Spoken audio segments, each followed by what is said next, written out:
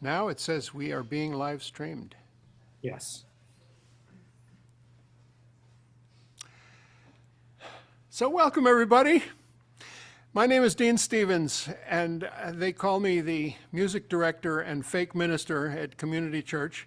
But mostly I'm just a longtime member and very in love with what this place is and what its history is and what its present is and what its future will be with the help of all of us, making it an incredible community center and a center of activism and organizing and solidarity. Which is the name of this song that I want to sing for you to start this program, commemorating Sacco and Vanzetti.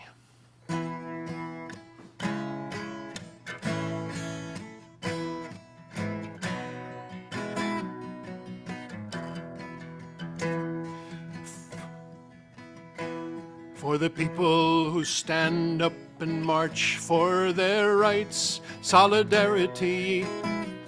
Solidarity. For the ones who shine lights through the perilous night, solidarity. Solidarity. For the souls who risk everything, strong in their stance, so their children can have a fair chance. Power in unity, fighting for what can be, solidarity. Solidarity. For the workers who strike for a real living wage, solidarity.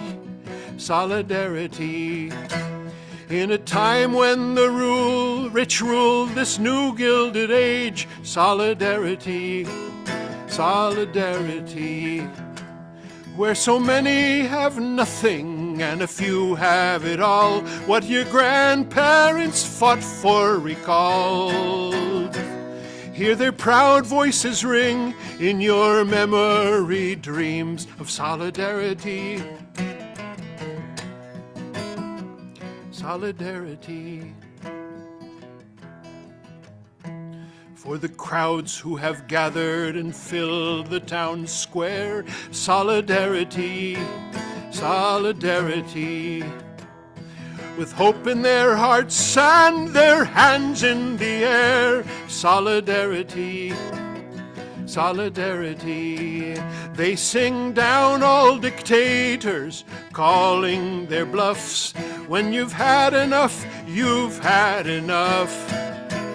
Every fear will recede in this great human sea of solidarity.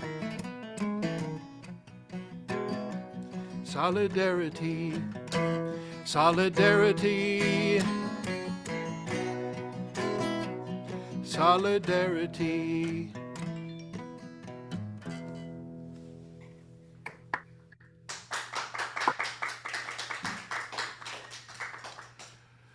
Thank you. One thing that we've discovered in the last 4 or 5 years are the archives of Community Church of Boston. We found a beautiful document in a binder that was done in 1960 that was a list of all the events of Community Church from 1921 to 1960.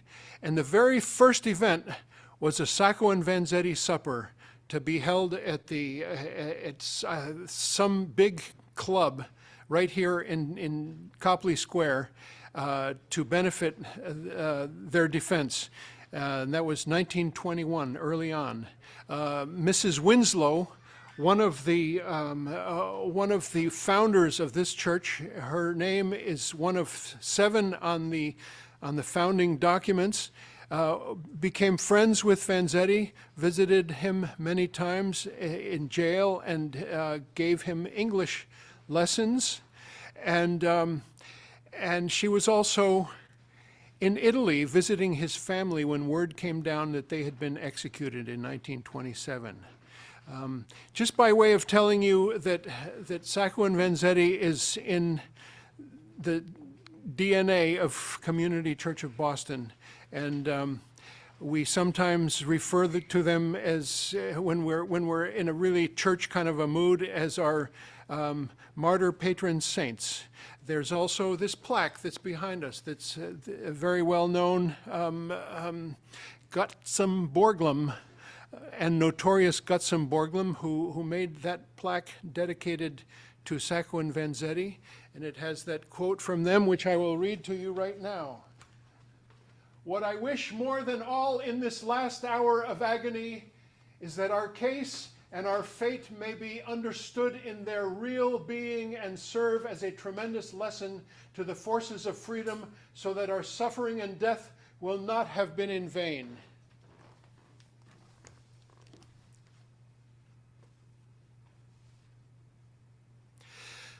I want to thank the Sacco Vanzetti Commemoration Society for their leadership in organizing this event, as well as an event we had two days ago outdoors in the North End with a bunch of other speakers, a bunch of music, and all kinds of food from the group Food Not Bombs. And now we're here to have an indoor commemoration, if you will, and it's really an honor to welcome all these wonderful presenters and speakers, and I want to just dive right in by introducing our new friend Michele Fazio, who was good friends with Bob Datilio, who passed 2 years ago, and we will be talking more about him as the evening progresses. But through Bob and Bob's passing, we have come to know and love Michele Fazio, and she has helped us with trying to figure out the legacy of this Bob Datilio, of which we have a whole lot of material here at the church, and we invite you to come and get a tour of a whole office full of Bob's research on the Sacco and Vanzetti case, and a whole bookshelf full of books about Sacco and Vanzetti in several languages. And I take this chance to also thank Jerry Kaplan, who is here with us present, who has done enormous yeoman's work in putting this huge body of material in order, and has been here 3 days a week unfailingly putting together that collection for possible repositories in several places. So thank you to Jerry, and I want to introduce Michele Fazio, and I didn't even put a bio in front. I just want to have you realize that she is an Italianist and a lover of Sacco and Vanzetti, and here she is to introduce our excerpt, memorial tribute to Fernanda Sacco. Thanks, Dean. Thanks for that introduction. I'm really happy to be here. I'm going to take a moment to share my screen, please.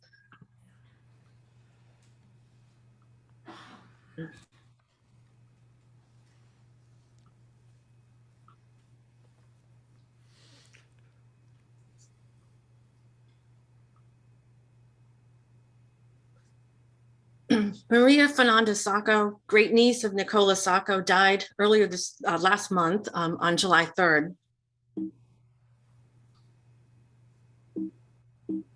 One moment. An active member of Amnesty International and an honorary member of the Sacco and Vanzetti Association located in Tortomaggiore, Italy. She worked alongside activists, filmmakers, and scholars to preserve the memory of Sacco and Vanzetti. Her unwavering passion contributed to the development of both local and international events in the fight against the death penalty and the struggle for justice. Over the years, she appeared regularly at numerous conferences and community events. In 2010, she published My Memories of a Family Tragedy. In her words, remembering Sacco and Vanzetti can tell us about the ideals destroyed by an intolerant society. I'm grateful to have known Fernanda personally. She was a gracious host when I visited Tortomaggiore, And like any good Italian, she insisted on feeding me a delicious meal before we discussed my research on the case. And it was clear to me how much her family and community meant to her. Fernanda believed in a future where younger generations could raise their voices to live in a world without discrimination. Tonight, we honor her life and commitment to commemorating Sacco and Vanzetti by sharing a moment of silence.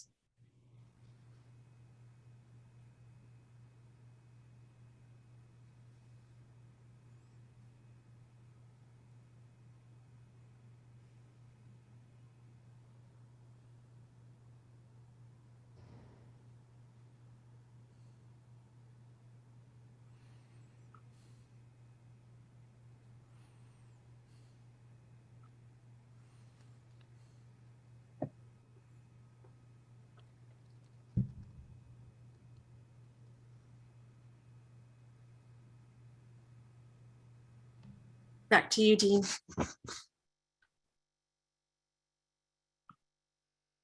Thank you, Michele.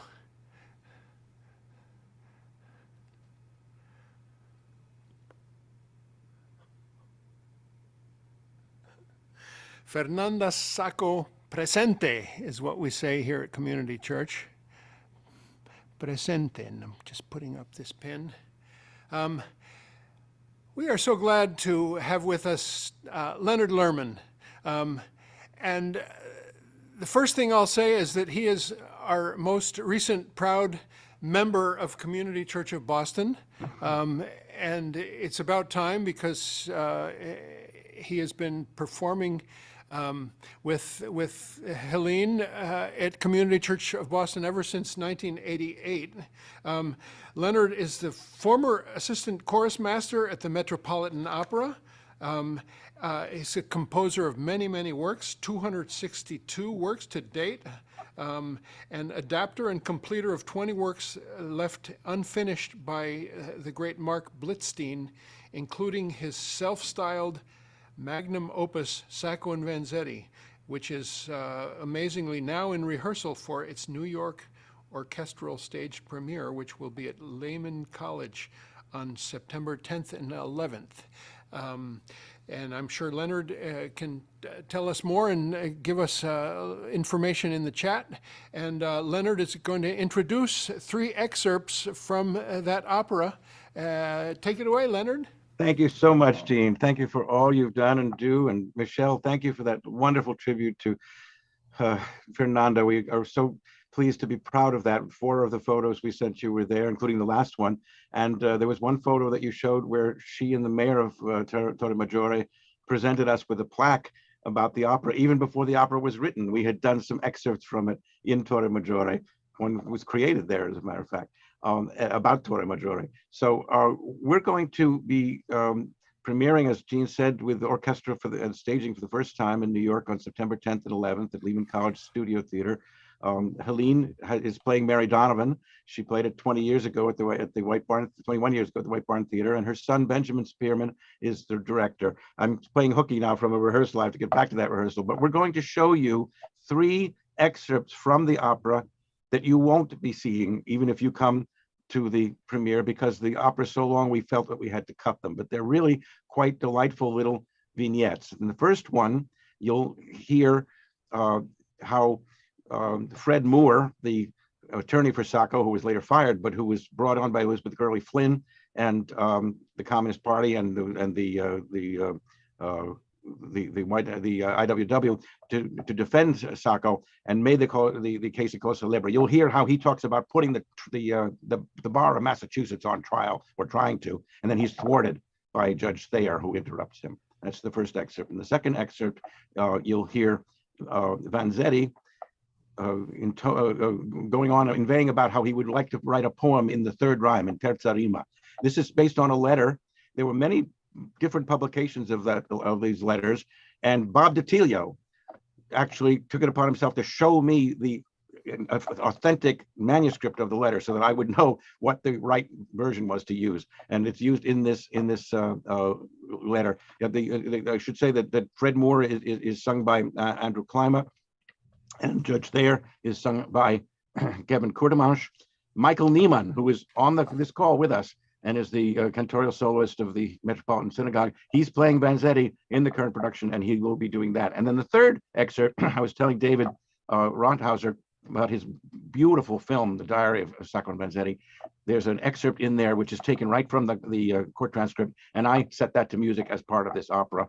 And you'll hear Lars Woodall sing the role of William Thompson, the appeals attorney, inveighing against the secrecy that makes for tyranny, then and now. Thank you, Dean. Okay. Share screen. Blick. Boom.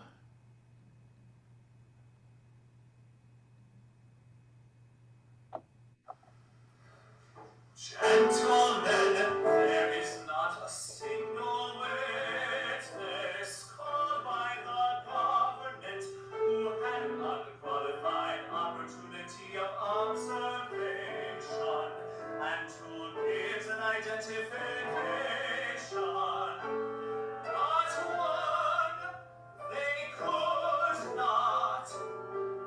You know it, and I know it. The bench and bar of Massachusetts and your entire system are on trial here. Not these defendants. The defense committee was offered their freedom in exchange for $40,000 cash, $5,000 down. Implicated was Mr. Casman, his brother Percy, and the clerk of the Dedham District Court. The participants in the plea bargaining act in question may have committed a slight indiscretion, but there was no criminal act involved. You are to direct your attention to the acts of these defendants.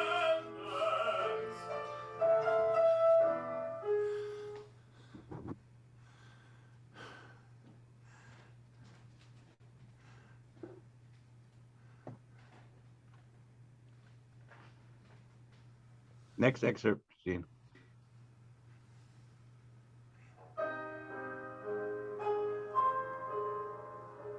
Not seeing the video. We're not seeing the video, Dean. No? We can hear it, but we can't see it. No, you have to stop the whole No video video? and then start the next one. You have to stop the video and start the next one. And then We're not start the seeing next anything. one. We're only hearing You're it. to choose it. They weren't lined up together. This happens sometimes in Windows Media. You have to stop it, Dean.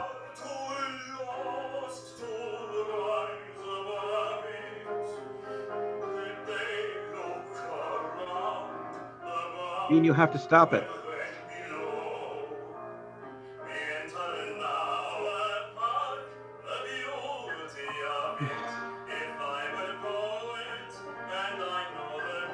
Dean, we're not seeing anything.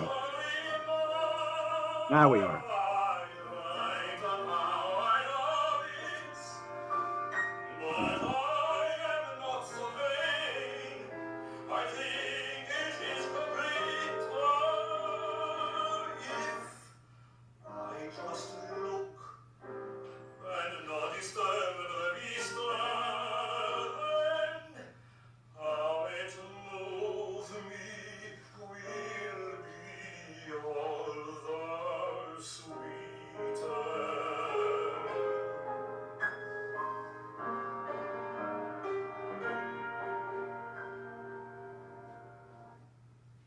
You have to stop the video before you can start the next one.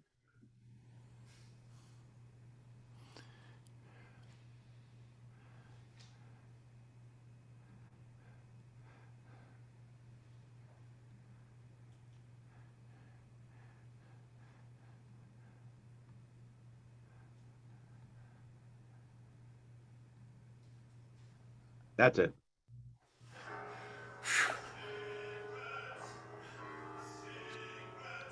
The volume is very low.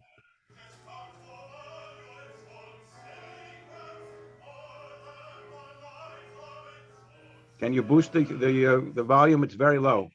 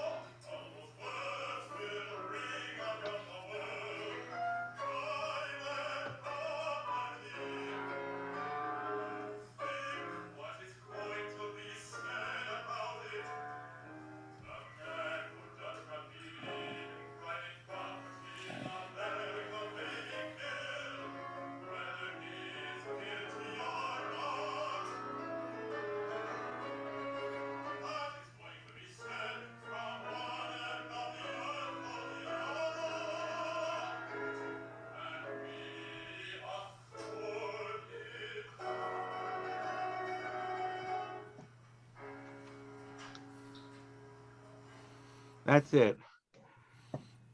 Thank you for showing those excerpts, Dean. And the opera actually ends with the penultimate scene is based on the words of Governor Michael Dukakis, who recorded them specifically for us. And we're going to hear his voice over the music on September 10th and 11th. We're just thrilled about that. Governor Mike, thank you so much for doing that and for everything that you've done in the last 45 years for Sacco and Vanzetti, and for being with us today. Dean, do you want to introduce him? Yes, thank you for that, for those majestic voices, and forgive me for butchering the videography. I should have left it to our young Amar to do that stuff, but that's all right. It just so happens that Mike Dukakis and I both live in Brookline, and I've lived there for 11 years, and come back and forth on my bike to Copley Square. And I think the best thing for me to say about Governor Dukakis is that I've seen him 3 or 4 times on his way to Northeastern, picking up trash along the muddy river, and that's the highest compliment I can give. But this is not so bad either. This is a copy of the Declaration from 1977. I'm not going to read it, but I'm just going to tell folks that this is a copy that we were sent from the Massachusetts archives, and it's a true copy of the thing. It has the seal and everything. And this, Crystal, our publications manager, has framed it, and it is going to live permanently right next to the Sacco and Vanzetti plaque. And that's the way I want to introduce you, Governor Mike Dukakis, and thank you for your service and for being with us tonight to talk about this case and to remember those days. I'm trying to spotlight you, Governor. As soon as I spotlight you, Quiet spotlight. That didn't work. What happened? Amar! I just He's want. spotlighted, Dean. You guys are spotlighted both. Okay, okay. There we go. Governor, take it away. Thanks. I'll be fairly brief. Kitty is not feeling well, so I've got to get back to her. But it's a pleasure to be with all of you and to kind of relive what was a very interesting part of my life. I first heard about and began getting interested in Sacco and Vanzetti when I was 9 or 10 here in the town of Brookline, not too far from where a lot of these things took place. And it was always something that I was deeply interested in and continue to be. And you've got to understand what life was like even when I was a kid in the 30s. There was enormous racial and religious bias and prejudice here and elsewhere in the United States. We are concerned about it, obviously, and should be, but it was nothing like what we had to deal with then. And I was a kid who, as young as 9 or 10, responded and reacted strongly to evidence of racial prejudice and bias and all of the things that we would like to think we're fighting, I hope, somewhat more successfully now. But it wasn't until I became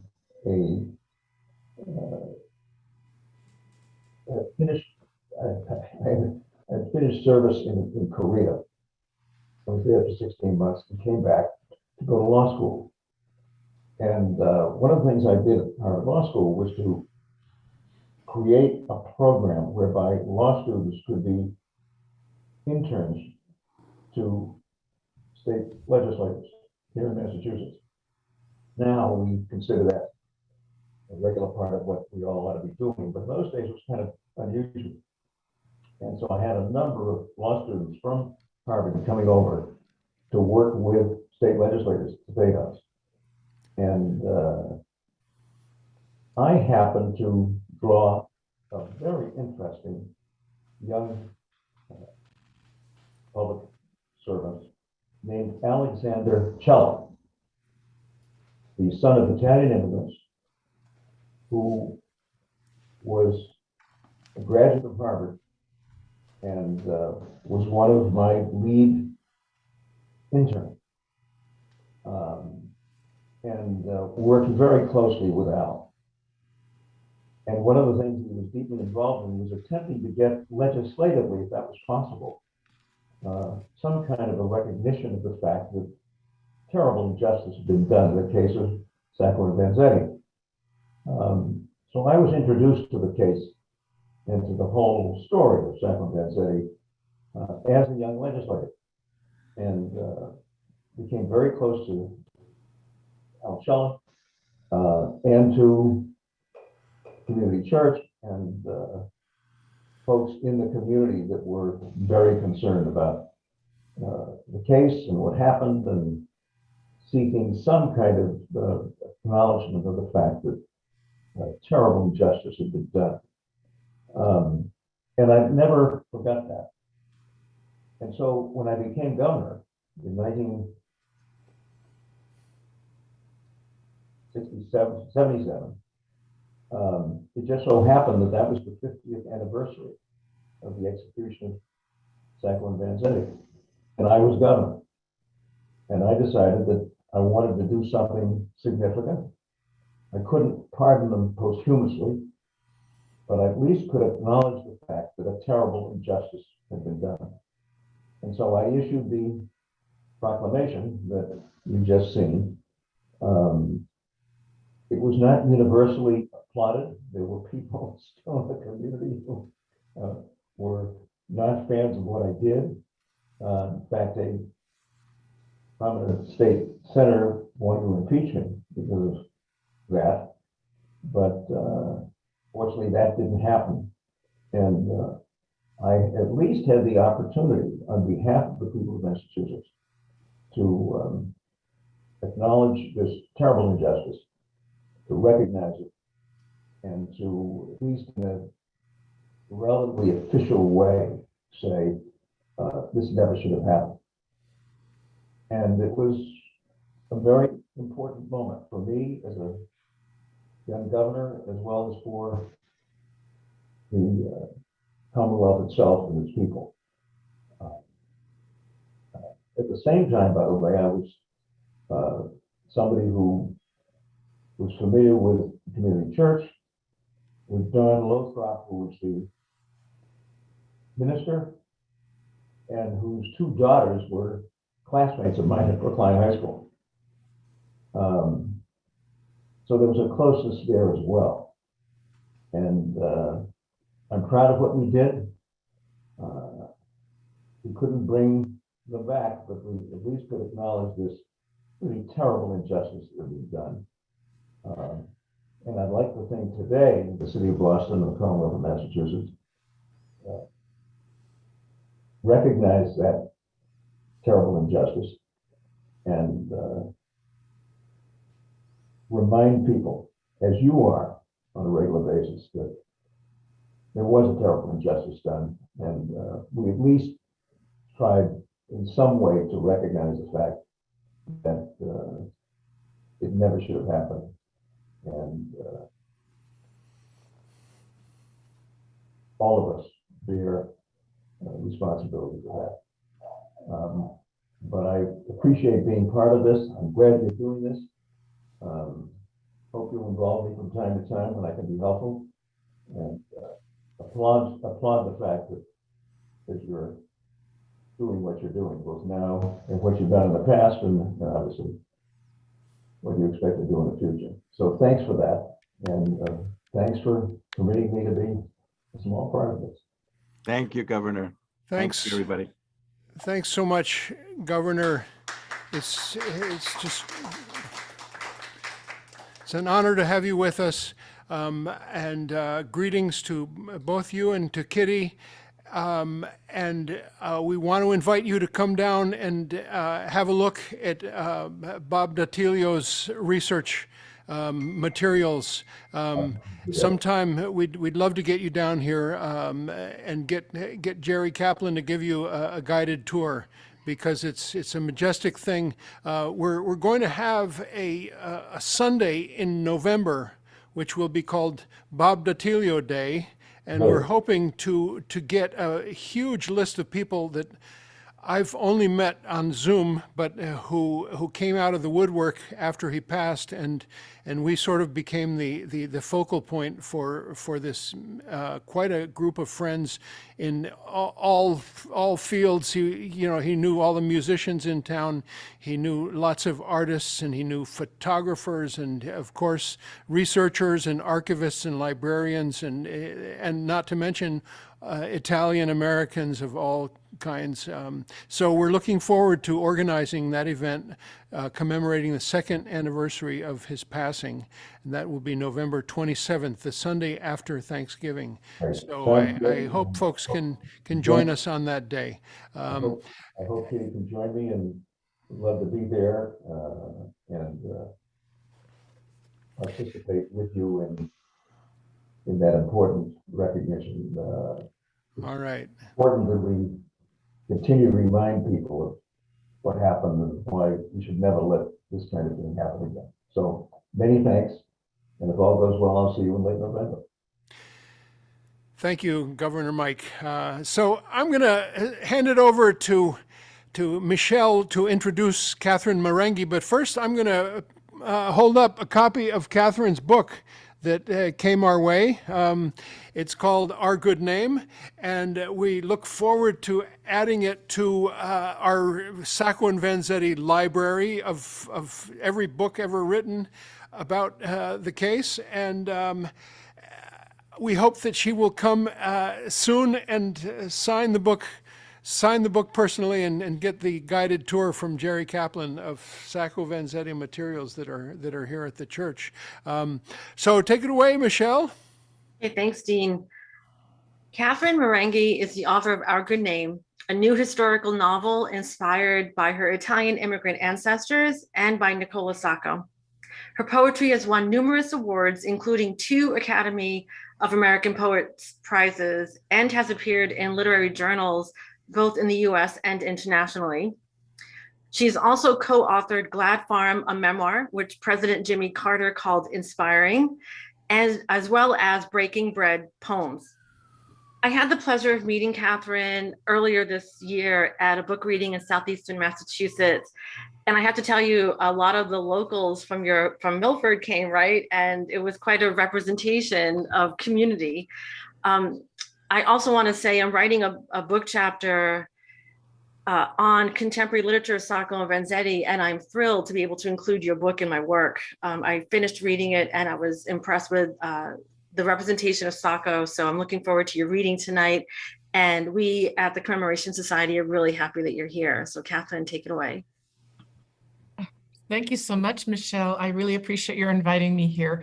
And I am so honored to be in such distinguished company, to be following Michael Dukakis, who did the right thing by Sacco and Vanzetti. It's a real honor to be here. As Michele mentioned, my book is an historical fiction. It's inspired by real people, my Italian immigrant ancestors, but it was also inspired by the historical events of the time and based on extensive research of the era. My grandparents came from Northern Italy to Milford, Massachusetts in the late 1890s and lived there the rest of their lives.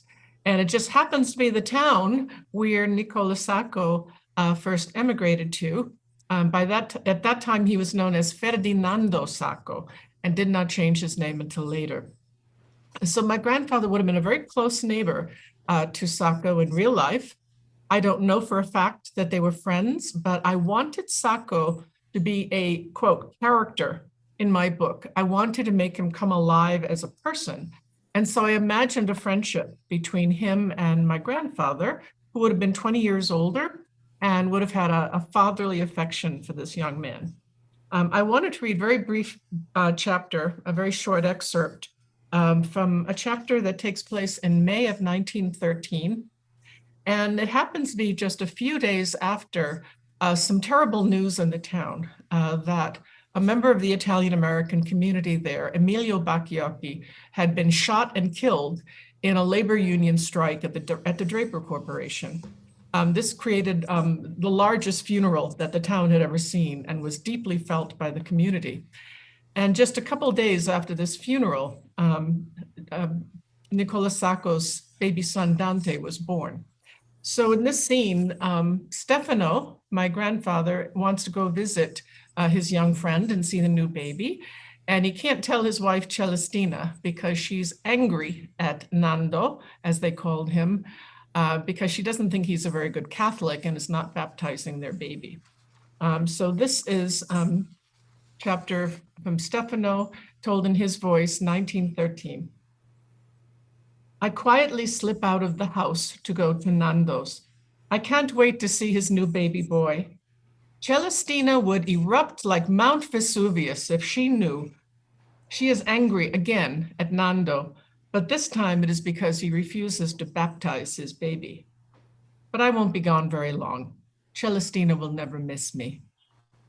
Nando greets me warmly with a big embrace and welcomes me inside his home. He's named his baby Dante, just like the famous Italian writer who wrote about heaven and hell. Dante was born May 14, 1913, just a few days after Emilio Bacchiocchi's funeral. It does my heart good to see Nando as a young father with joy on his face as he takes the little baby from his wife Rosa's arms and shows him to me. I peel back the blanket to see his face. He has your eyes, my friend. And look, he has the little dimples in his cheeks, just like yours.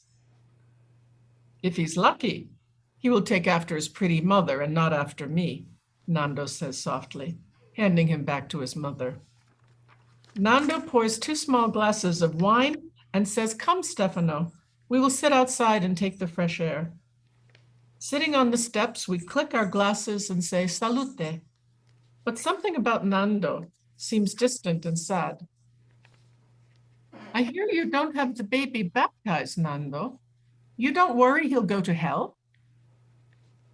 I didn't get married in the church, and I won't let the church touch my baby. The church does nothing to help the poor or the working man, just takes his money when he goes to church on Sunday. People with nothing, no roof over their heads, put every penny they have in the collection box, like fools, so Father Petrarca and the others can be rich, live like kings. I will piss on my baby's head before I let a priest baptize my baby. Nando, you mustn't talk like that. No? You know what Father Petrarca did? He went to the town hall, told them to stop our labor union meetings at the driving park hall. He denounces us, the anarchists, the socialists, our God-given right to strike and have free speech. He says the town must ban our meetings. He is a traitor to all Italians. Excuse me a moment. It's starting to rain and my window is open and I need to shut it. Excuse me. We have very violent rains here in San Miguel, so excuse me for that. Nando goes silent for a while, looking down at his glass of wine and not at me, swirling the wine in the glass. I think maybe he is disappointed in me. Maybe he does not believe I am capable of understanding of his grievances against the world. And it's true, there's much I don't understand. I don't know why he is so intense, so sure of his beliefs, so unwavering, so unforgiving. Nando, my friend, I worry about you. Every day I look in the papers, looking for news about you and hoping I don't find any. I don't want you to end up like Emilio Bacchiocchi. You won't find me in the daily news. I don't make big speeches like my friend Arturo. I'm no good at speaking to crowds. I work in the background, where I can do the most good. I'm a quiet man, Stefano. No one will bother me. Your actions are not so quiet, Nando. Where will it end? When the wages we get for working like animals are enough to put food on our tables. When the bosses don't stand over us with their stopwatches, arrogant, superior, telling us when to eat, when to piss. But Nando, you have a baby now and a young wife. You need to think about them. I beg you, please don't leave them without a husband and a father. These are dangerous times. I do think about my family all the time. I think about the future life my son will have in this country and the life your children will have too, Stefano. I think about them. You know the strikes they had in Lawrence? They paid the police to beat the children with clubs. Children. I think about them, Stefano. But you have a skilled job, a good pay. You have a good life. Why do you risk losing all that? He stops for a moment, quietly fingering the rim of the glass. I love old people who work, who try to make a better life, put food on the table. The things they suffer every day just because they want to work. Why do they have to suffer? I can't sit still and do nothing. Well, that was 1913. Saco would remain in Milford until 1917 when he became a conscientious objector to World War I and fled to Mexico. And of course, we know what happened in 1920.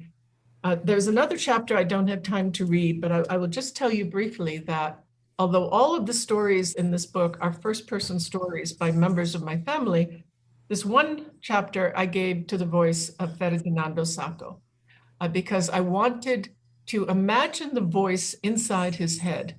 I imagine a very erudite, very articulate, very intelligent voice in his head, and how frustrating it was for him that when he opened his mouth, this broken English came out, feeling that his tongue betrayed him.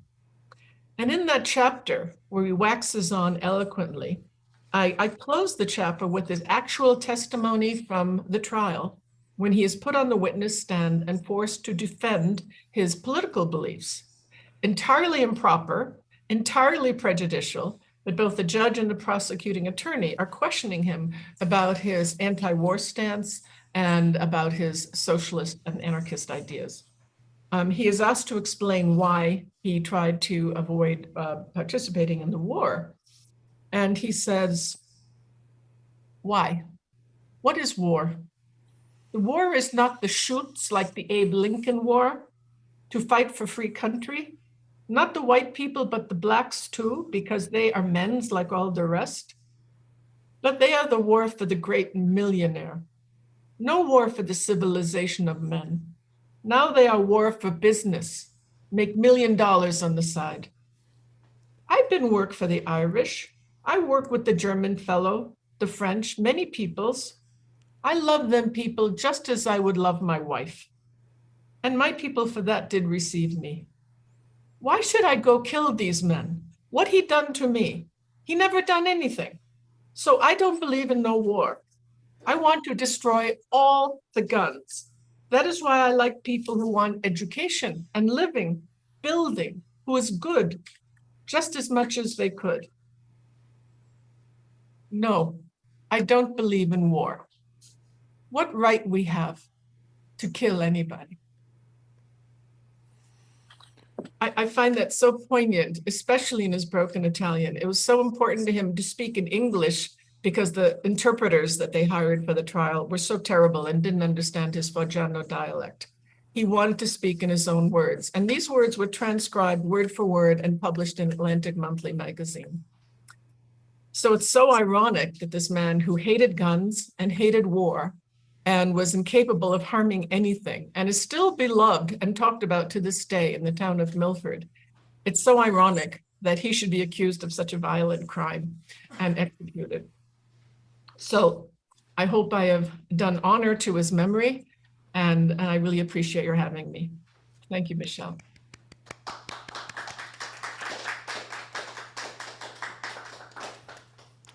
Catherine, that was incredible. And I'm really looking forward to reading this book. And I love the quote from Richard Blanco, who was Barack Obama's inaugural poet. He says, as a child from an immigrant family, I felt a visceral connection with the vivid characters and experiences in Our Good Name is an evocative and fresh take on the timeless immigration story rendered with broad strokes of grief and joy and occasional flecks of humor. Our Good Name by Catherine Morengi. Oh yeah, hey, I want to tell you about another little book extravaganza we're going to have on September 9th. It's the authors are Edwige Giunta and Marianne Trasciatti. They have written a book about the Triangle Shirtwaist disaster. And Michele Fazio contributed to that book as well. And the three of them, and there's another author whose name I'm not remembering, who are going to do a little book, virtual book signing for us on September 9th. So join us for that, recount of that horrific event in New York in, what was it, 1912 or something like that. We look forward to that event. As well as the next night, which is September 10th, we have a concert right here in this room. Soli Canto, the wonderful longtime Boston Pan-American new song group, will do a benefit for the group CISPES, which is Committee in Solidarity with the People of El Salvador. That's virtual and physical, encouraging the physical part because this is such a wonderful duo. On September 10th here at Community Church of Boston. And now I would like to bring up Ed O'Keefe, who is going to read us a couple of letters from two political prisoners, Dan Baker and Marius Mason. Ed tells me that he has posted some of Marius's artwork on Community Church's Facebook page, so you can go look at that while we're hearing from Ed O'Keefe, who is a Union longshoreman for the Port of Boston, and he is also a proud member of the Lowell Lawrence Anarchist Black Cross, and he is here with us to read two letters from political prisoners. Ed, come on up.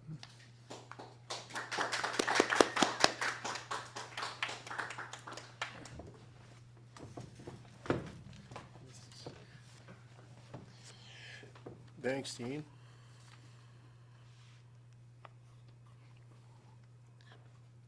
Hello.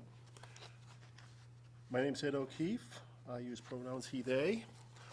This is the Sacco and Vanzetti anniversary of the execution. This is also the beginning of the International Week of Solidarity with Anarchist Prisoners from August 23rd to August 30th. I am going to start with a statement from Dan Baker. Dan Baker is an anti-fascist anarchist prisoner who was also a volunteer in Rojava. He was a part of the George Floyd uprising of 2020 into 21 and got convicted and sentenced for social media posts. That's what put him away of certain nature. That's all pretty much debatable. His bio and more extents can be found on the abcf.net webpage and also on our Twitter, Lowell Lawrence Anarchist Black Cross. And I'm going to start with a statement from Dan Baker. To the Sacco and Vanzetti Commemoration Society, first, thank you for remembering these two good men and the injustice done against them. And thank you for letting me honor them with you. I first learned about Sacco and Vanzetti from a song which goes, Sacco and Vanzetti are gone. They left me here to sing this song. Like these men, my family came to America through Boston on my mother's side and the Monahans like Vanzetti. I am a traveling dreamer, always reading books. I heard their song while thinking about going to Rojava to join the Kurds revolution. So I was watching the YPJs and the YPG defend their autonomous zone against ISIS on YouTube when Sacco and Vanzetti's song came on. Unlike most YPG international volunteers, I was what you might call an ignorant American anarchist. But when I heard this song, I was deeply moved by the solidarity of grassroots movement that took the time to make a work of their love and honor the lives and qualities of their so-called foreigners from Italy. I looked them up and their story and made me realize that anarchism is more than punk rock, is more than a punk rock fight club. I realized that we share a rich heritage with Sacco and Vanzetti, that we are subject to political violence, and that when we say industrial workers of the world, we meant it. These good men are a part of our connection to the past, the worldwide revolutionary workers movement, and the connection to each other here. So even here in prison, I can feel my roots through each of your hearts to mine. Because Sacco and Vanzetti showed me how to live, they showed me how to put my life to good use for the revolution. If a shoe worker and a traveler can give anything, then we can too. Here in prison, I finally got a chance to read more about our movement. I read more about Sacco and Vanzetti. I've read more about Sacco and Vanzetti in Howard Zinn's A People's History of the United States. There I read a letter which Sacco wrote to his kids, encouraging them to find love in this hard life. I was impressed by the strength of his love, even facing an unjust death. If he can do that, then I can hold on to the heart of love, even here in prison. Thanks to the solidarity of friends like you, I am able to listen to Sacco and Vanzetti's psalm here in prison on my MP3. It is in my heart, and you are all in my heart too, on August 23rd, 1927, they were murdered by the state. They aren't really gone, because we are still here to sing their song, Solidarity Forever, Dan. Next statement I'm going to read is from Marius Mason. Marius Mason is a trans man, Green Scare prisoner, and was involved with the Earth Liberation Front. He was also involved with the IWW and Earth First and Anarchist Black Cross, and was also years back involved in the anti-nuclear peace movement. So I'm going to start first with a little email before the statement. Okay, sorry. This is just a short piece, more of an emotional rant, but I wanted to make sure I send something, even if a little homely, to send you some appreciation to folks who are doing the memorial to acknowledge our own debt to these brave men. At one time, when I was 18 and 19 years old, I thought of quitting college to become a union organizer for a grocery store where I had been working since I was 16. These conditions, of course, were not near as dire as the ones Sacco and Vanzetti had to deal with, but people were shorted money and had to work long hours they didn't want just to keep their jobs. It caused chaos in their personal lives, and their children often suffered because the parents could not be home to take care of them. And this deeply affected me, to see my friends suffer and struggle so hard. Maybe this is why my anarchist heroes have always been very down-to-earth, working-class people, like Sacco and Vanzetti and Metalista. They were not just empathizing with the ones who suffered, they were right there with them. I really respected that position, to be an accompaniment of these downtrodden men. When I first learned of Sacco and Vanzetti stories, it was in the context of great labor movements of the time, of how their support of the local striking workers had flagged them to particular notice the police and local bosses. Neither man was a flamboyant speaker, but they both showed that their loyalties were with the dedication of their time and their wages. As being in unions,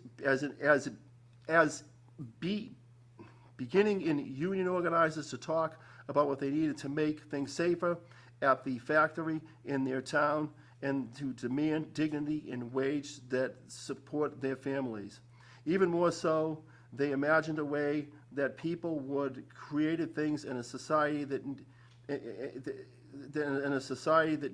could organize themselves into manufacturing collectives that made things they needed, with direct control by the ones who were working. The visionary anarchist Galliani came to speak to the strikers about recognizing workers, about reorganizing workers into collectives, but about creating an egalitarian society where no owners, no enslaved at all. Sacco and Vanzetti took up that call when they spoke to people who they worked with, and when they did strike support. They were brave and honest men who genuinely believed that we only have this kind of freedom and autonomy if we are willing to risk everything for it, which was as dangerous as a challenge to capitalism as anything we've imagined then or since. I hold Vanzetti's ultimate words in mind and in my soul always. His generosity of spirit towards the fellow suffering workers was boundless, for he claimed without bravado or grandiosity that his death would accomplish more for the cause of freedom than we were able to do with his life. And since this was so, this was an honor to die for his cause. We have nothing more than our lives to give in the cause for freedom, for we are beholden to those who have come before and dared much to risk everything to progress towards the dream of free society. I hope that the lives of these two heroes of the people will always be remembered for what they wished for us, for all of us, that we would become the masters of our own fate, oppressed by none. Thank you very much. Thank you.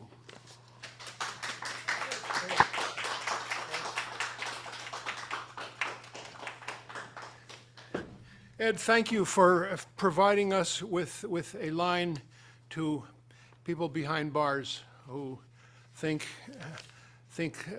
like-mindedly to us. Really appreciate that. And we send our greetings back to them, and we hope to you will let them know that this program is recorded and that they can watch it anytime on our YouTube channel when they are able to, hopefully sooner than later.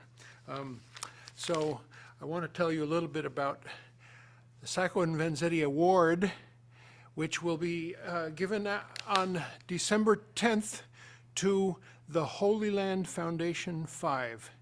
It's a group of 5 successful Palestinian American businessmen who started a charity in the 90s, and it became the largest Muslim charity in the United States, and they sent enormous amount of in-kind supplies for children in the West Bank and Gaza, and they also did local work. They responded with millions of dollars to the Oklahoma City bombing, and were just exemplary human beings with beautiful families. And then 9/11 happened, and the United States needed a culprit. And 9/11 caused the Justice Department and to bring charges against them for supporting Hamas. And next thing you know, the foundation was closed down, and next thing you know, the FBI came and raided all of their homes and took them all. And there were 2 trials. The first one was unsuccessful. The second one, they were all convicted and served long sentences. 3 of them are still in prison. 2 of them are out. 1 of them got immediately deported.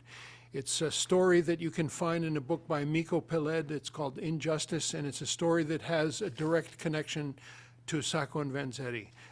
It's about injustice to immigrant people, and it's about trumped up charges in the face of hysteria.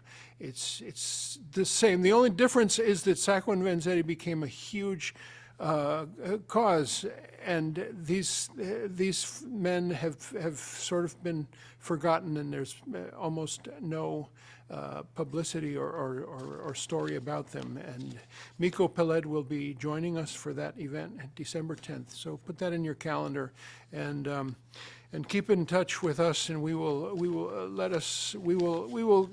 keep you abreast of all kinds of wonderful events upcoming this fall and winter. And on the subject of community church, I want to introduce a longtime beloved member of this congregation, Virginia Pratt. Virginia is a social worker by day and a peace activist on the side. She currently oversees a free program for people age 60 and over in Boston with behavioral health needs.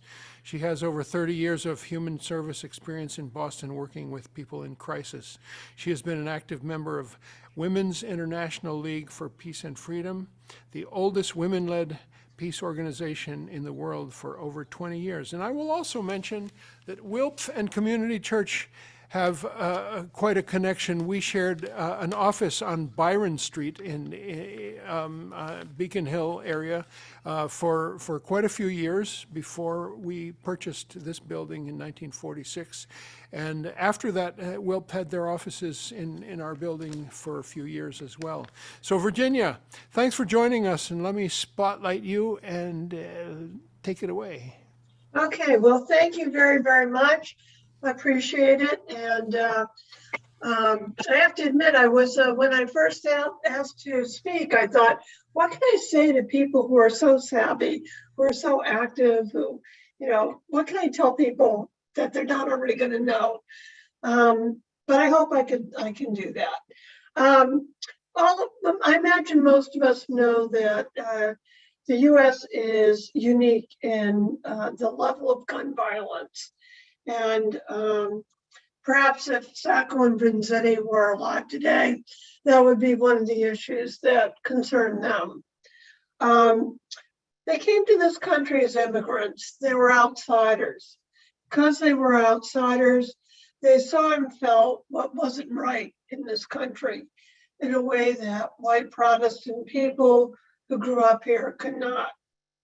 I suggest that we try to think about gun violence in this country from an outsider's point of view, an international rather than a national perspective. We all probably know that this country was founded on expansionism, with a sense of entitlement to take what we want by force. This similar colonialism was reflected in expressions like, the only good Indian is a dead Indian. The superiority of the white male was not to be questioned. It was his God-given right to proceed with an attitude of, if I don't like you, I shoot you.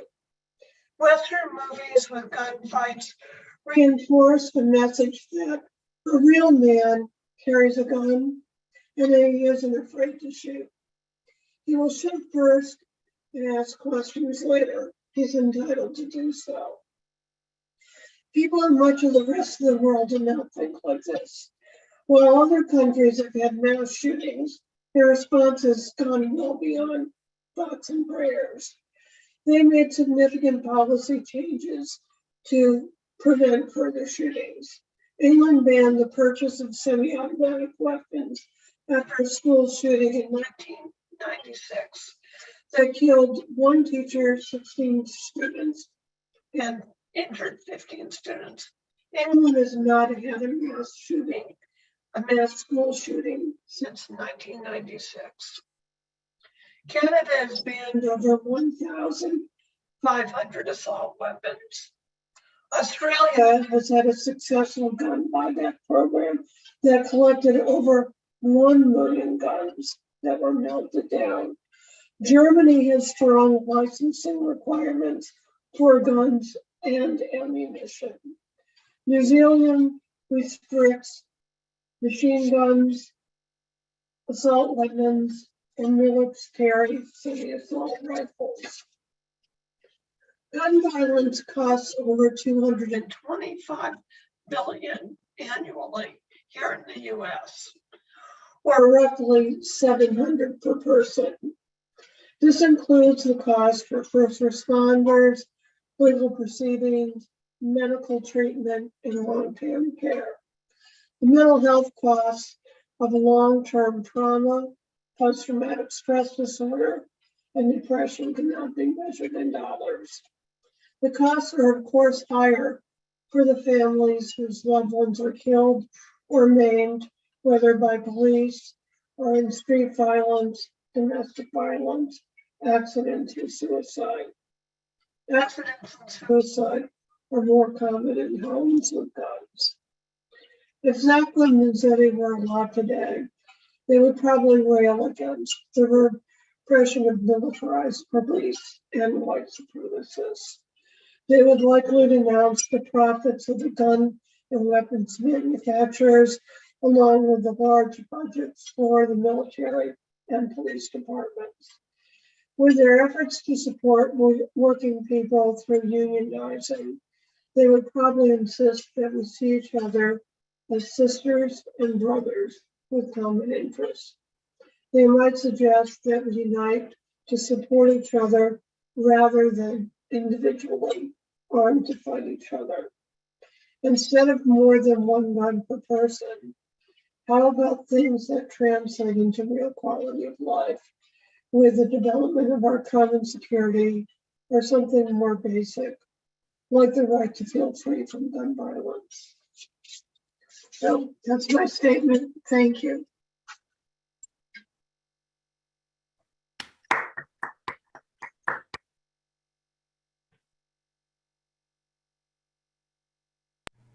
Thank you, Virginia.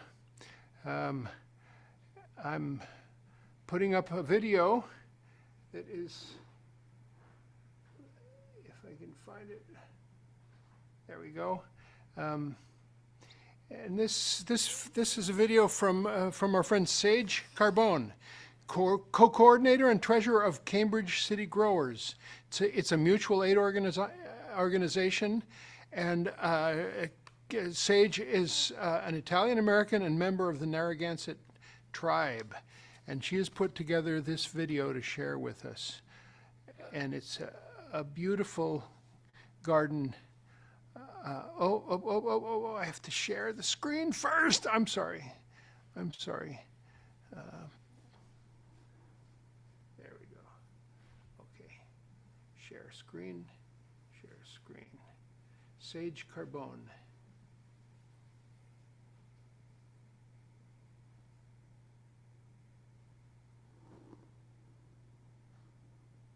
It's a Star Wars thing.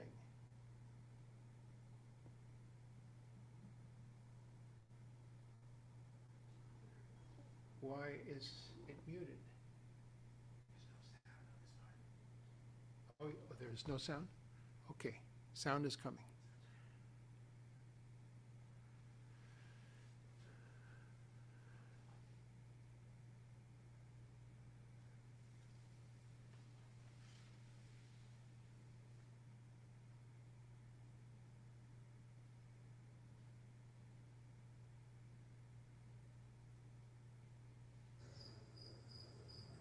Garden spaces, sharing recipes, and cooking for families are just a few different ways that Italian Americans have continued their traditions. This is a wild backyard. Before there were manicured backyards, there were wild ones.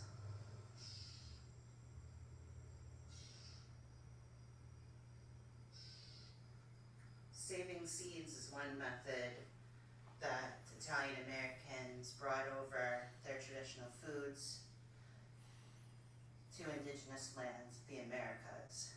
These butternut squash were saved from the trash, and as you can see, are growing beautifully. Creating indigenized spaces can be as easy as going from a regular lawn to one that is full of pollinators, that is wild, that feeds different generations to come, and is absolutely gorgeous to look at.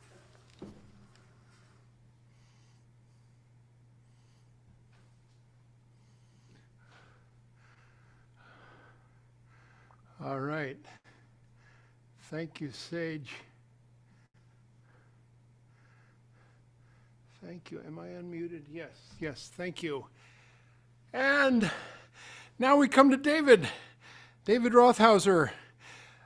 Again, beloved member of Community Church and so deeply involved in Sacco and Vanzetti case, made a film about them. David is a filmmaker, also has treated Hiroshima, Nagasaki in his film work, and he's a playwright, and he's an author, and I am in the course of slowly reading his new book, which is a historical novel around Sacco and Vanzetti, and it's really wonderful reading.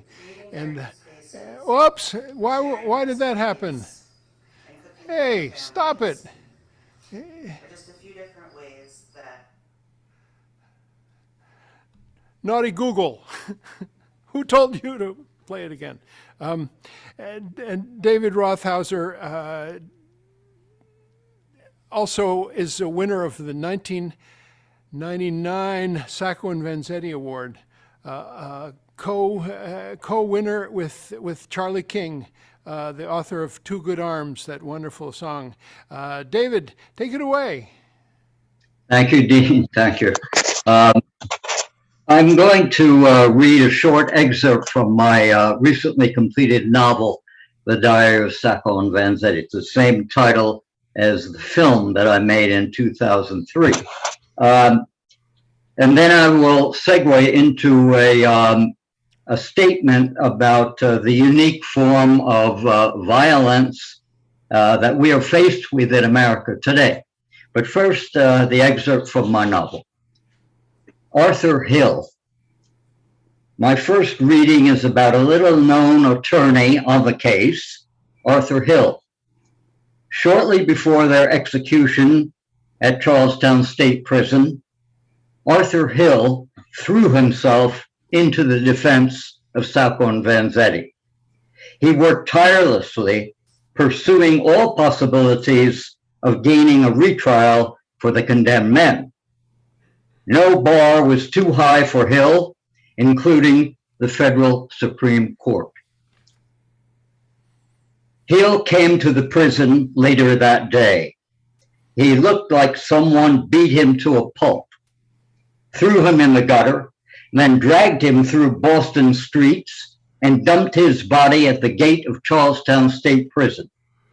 He's the picture of a derelict. Mr. Hill tells us a wild story about a taxi driver who drove him to Justice Oliver Wendell Holmes' house in Beverly Farms. The cabbie said to me, "You must be an important guy going to Justice Holmes' house. Are you a lawyer or something? Are you on the Supreme Court?" "Just a lawyer," I told him. "Oh, I never had a big-time lawyer in my cab. Hey, you working on a big-time trial case?" I didn't want to get into a long discussion with the guy, so I mumbled, sort of. But wouldn't you know, he wouldn't let go. "Hey, what's your name? Maybe you'll be famous someday, and I can say he rode in my cab." I told him I wasn't famous and my name won't mean anything to anyone. "Oh yeah, like anybody who has lunch with Oliver Wendell Holmes ain't famous." "I'm not having lunch with Mr. Holmes." "Hey, I'm not trying to butt in, but it is lunchtime, right?" As you say," I answered. "Let me guess what case you're on. You're working on the Carbone boys, huh? Maybe, okay, that's small fry. I bet it's a big one. Let's see, wait a minute, it's on the tip of my tongue. The big one in Boston, and it's in all the papers. The two guineas. Don't tell me you're working on the Saco trial." Peripherally. Holy shit. The cabbie pulled over, jammed on the emergency brake, and turned to look at me. "I've been following this case from day one. My opinion, why did the case take so long, huh? Guilty, one of them is the one with the gun. Fatal bullet, right out of his gun. The other one, I don't know about his gun, but guilty of draft dodging. Lock him up for that alone. Shit. The judge was bamboozled. I should have been the judge. I would have seen through that anarchist shit from day one. Would have fried him long ago. What do you think?" "I'd like to get to Beverly Farms," I reminded the closet lawyer. "Oh yeah, get me started on the Guinea case. I forget everything. I'll tell you, if I was you, I wouldn't waste my time with Justice Holmes. No, the case is a boondoggle. You got better things to do with your life. Take your wife out for a fish dinner. Ever been to Durgan Park? It's on the waterfront. Best fish and beans in Boston." "I've been there." "Hey, good man. So what do you think? Did they do it?" The two men, Sacco and Vanzetti, were railroaded. They're as innocent as the day they were born. "What? Get out of my cab. Keep the goddamn tip. You need it more than I do." As I left the taxi, he yelled after me, "Tell Justice Holmes what I told you. Had I been the judge, I would have fried him." I walked back to the cab before he drove off and looked into the window and simply said, You know, Bob, you're a fucking ignoramus. And for your information, the name is Hill, Arthur Hill. And that was that.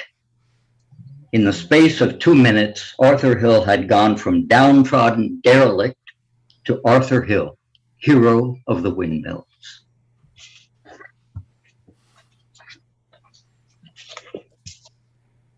My next selection is a brief statement.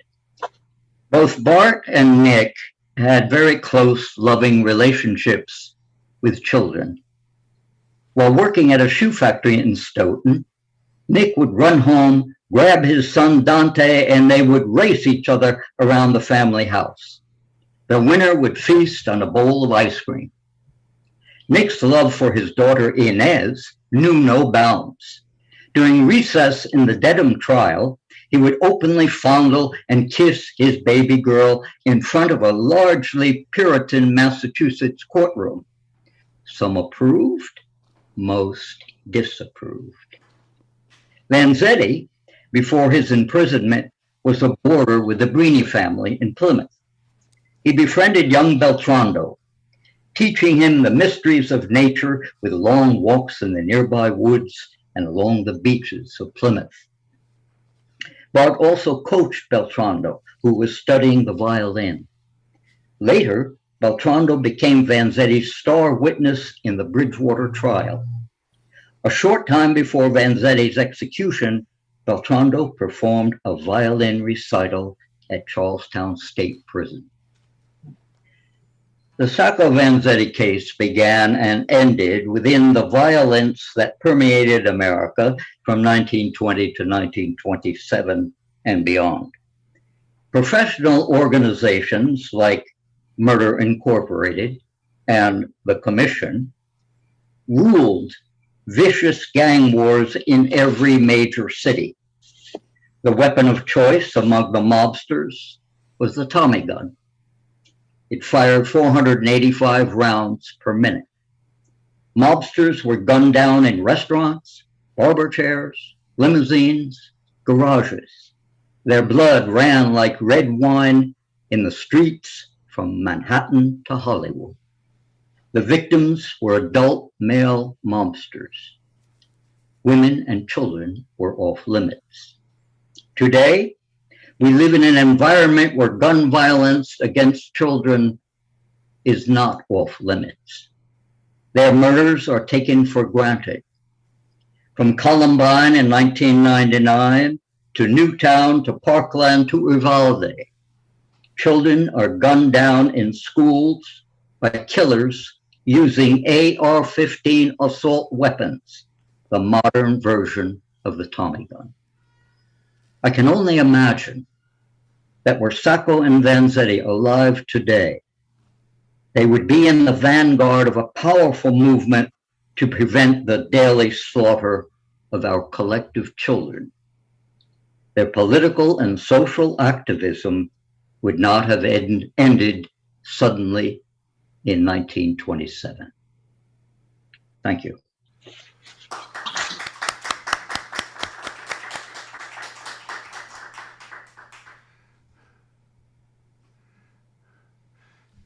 Thank you, David. Well stated. Beautiful, beautiful. We have a final declaration from Jake Carman on behalf of the Sacco Vanzetti Commemoration Society. Jake, come on up. I'm going to redo this mic for you. Hope it's tall enough. Get right into it so they can hear you.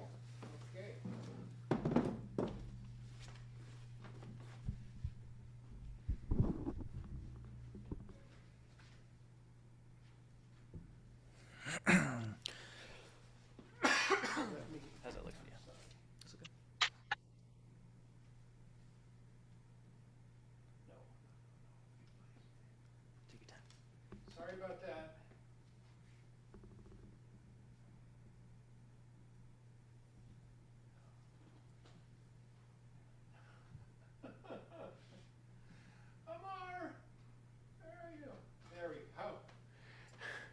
Ladies and gentlemen, Jake Carman.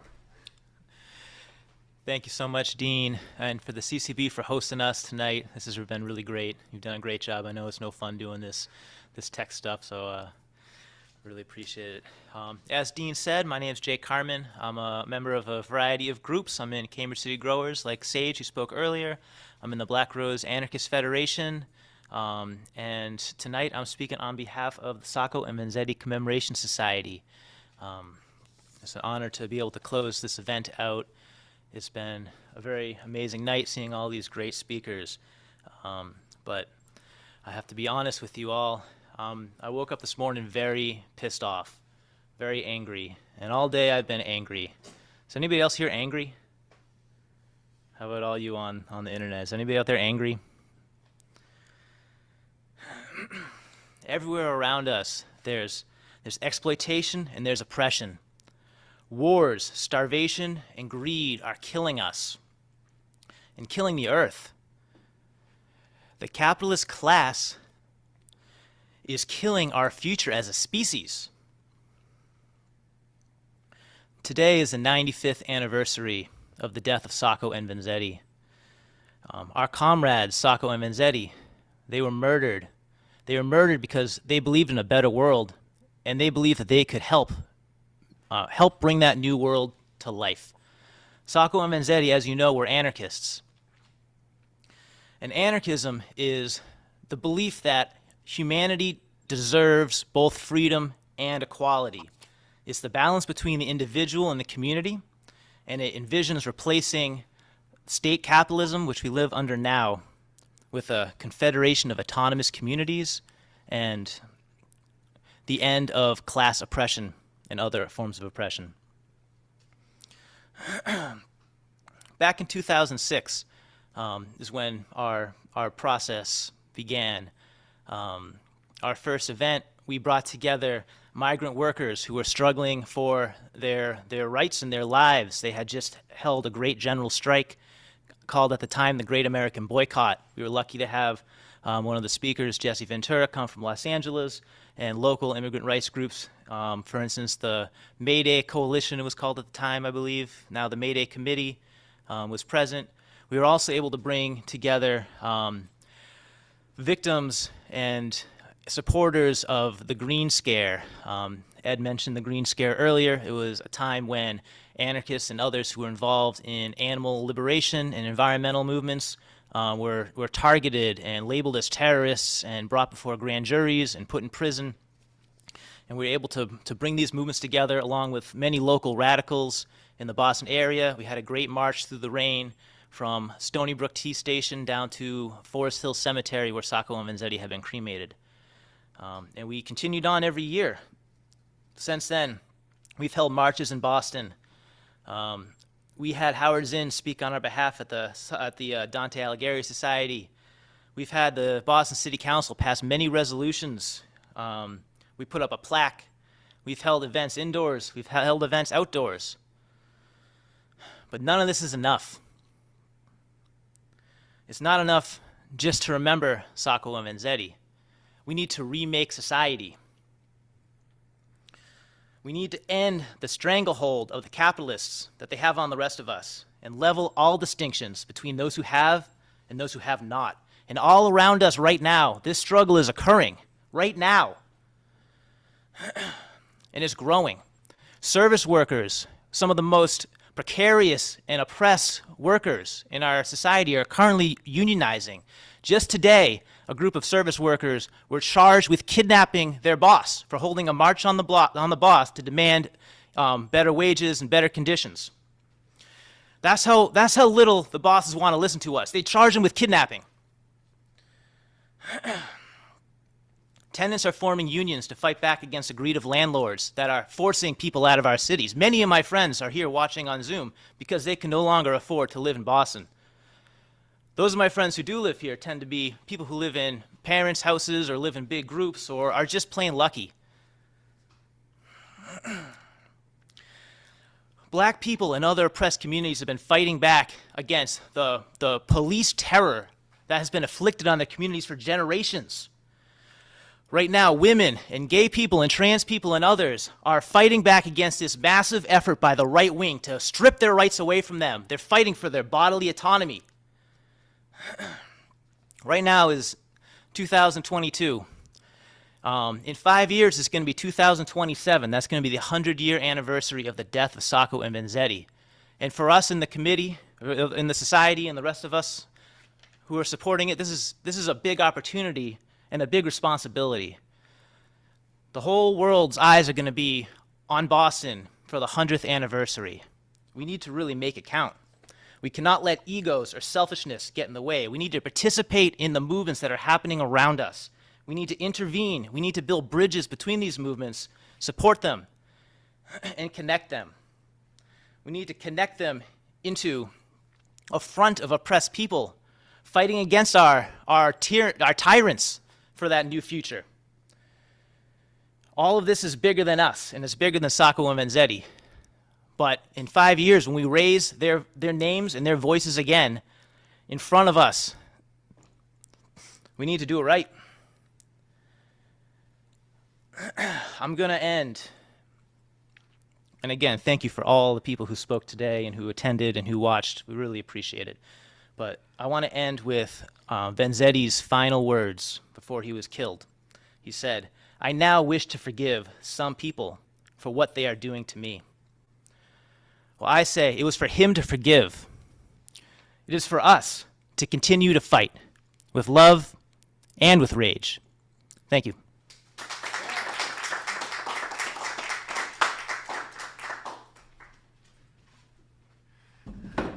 Yeah, Jake Carman, folks. Speak the truth. Speak the truth. And we're going to close out here by letting you know that tomorrow is Howard Zinn's 100th birthday. And I like to think that this song is a national anthem, but not the standard white masterclass race anthem. It's a Howard Zinn anthem. I'd like to thank everybody who participated here and invite you to come down and be with us. We try to have open houses on Wednesdays. You can come and have pupusas with us.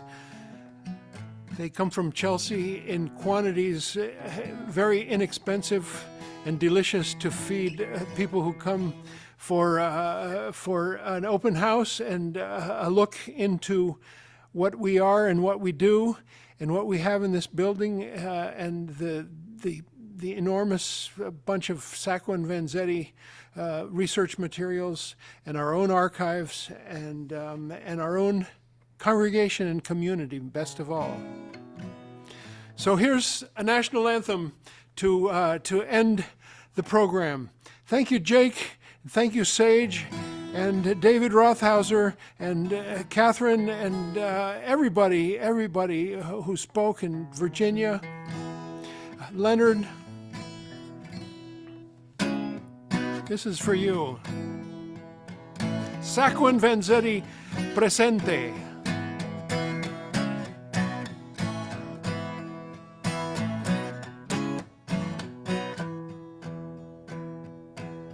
Atlantic and Pacific flow, the Great Lakes and the Gulf of Mexico, the land between sustains us all, to cherish it, our urgent call. Arise, arise, I see the future in your eyes. To a more perfect union we aspire, and lift our voices from the fire.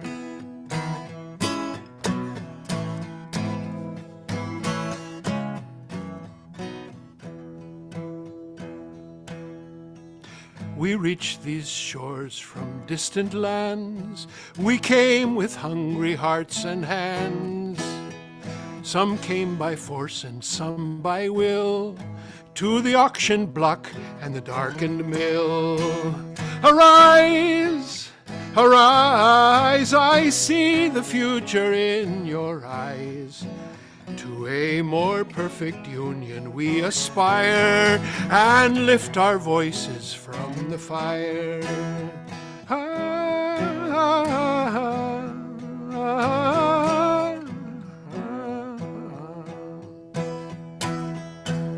We died in your fields and your factories, strange fruit hanging from the poplar trees, an old coat hanger in a room somewhere, a trail of tears, an electric chair. Arise, arise, I see the future in your eyes. To a more perfect union we aspire and lift our voices from the fire.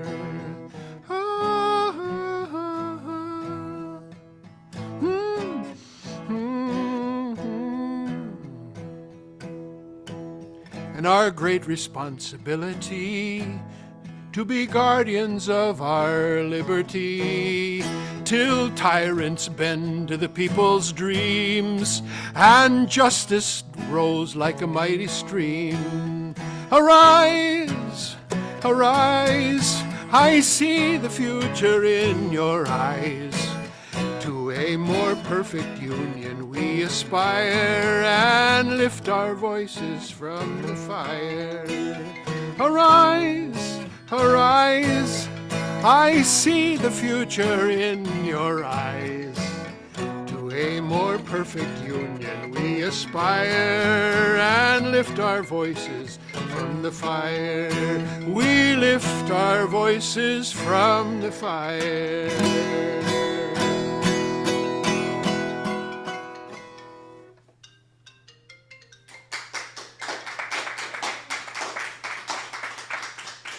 Thank you very much, and we bid you good night and safe home. And join us at Community Church anytime. We start our Sunday programs on October 9th with a program about Leonard Peltier, led by Carol Goki, who is the director of the Leonard Peltier Defense Fund, speaks passionately about Native American issues. We also have John Pilger, wonderful Australian speaker and theorist, and we have all kinds of things. I can't even remember them. They're so great. But we'll be here every Sunday. We have